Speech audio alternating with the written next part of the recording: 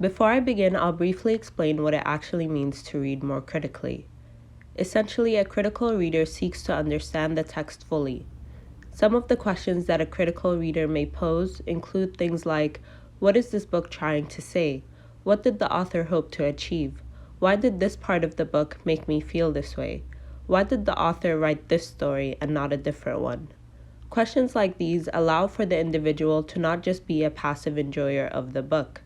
Through questioning the purpose of a text, readers are able to gain more knowledge and understanding about not just the piece of literature at hand, but also their own selves, as they will be required to reflect on emotions and thoughts evoked by the piece of literature. In this video, I offer 5 tips that will aid you in further understanding your chosen book. My first tip is to understand the historical context in which the book was written.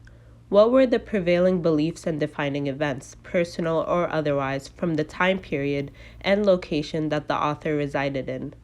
Once those things are established, you can then better understand the motivations and thus themes of the piece of literature. My second tip is to reread the book. I've mentioned this before and I'll mention it again in this video because that's just how important I think it is. When you read a book for the first time, you are so focused on figuring out what is going on in the story that you don't really have the time to question certain stylistic choices. There is the very real possibility that many things will go over your head during the first encounter, especially if the text is a difficult one. My third tip is to annotate. Note down how certain parts of the book make you feel, even if it's merely writing, wow, or this part makes me sad. Any reaction you feel worth noting, put it down somewhere.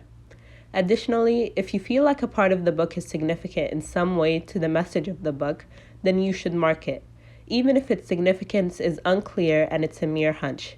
It is possible for things to come up later on in the story that confirm your suspicions. The point is, don't rely on your memory to keep track of everything. It doesn't have to be directly on the pages of the book. It could be in a separate notebook or spreadsheet, but write down your thoughts somewhere that you can return to. My fourth tip is to expose yourself to others' opinions. Challenge your views on a book by seeking the input of others.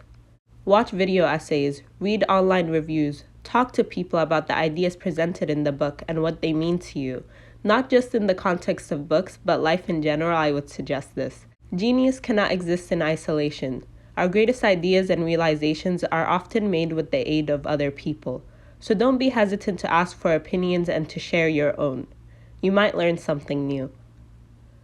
My last tip is to take your time. There's no point in reading a book as fast as possible. Spend time with the text. Let the words marinate in a sense. Perhaps you can only read a few pages of a book at a time. It's fine as long as the time you spent reading was intentional. Obviously, this is only possible in the context that you are reading for pleasure and not for school, but I do think it's helpful sometimes to slow down. That's it for this video. I hope you found it somewhat helpful, and I hope you're having a lovely day. If you don't mind sharing, I would also love to know what book you're currently reading and your thoughts on it. One of the books I'm currently reading is Of Human Bondage, and I'm really enjoying it.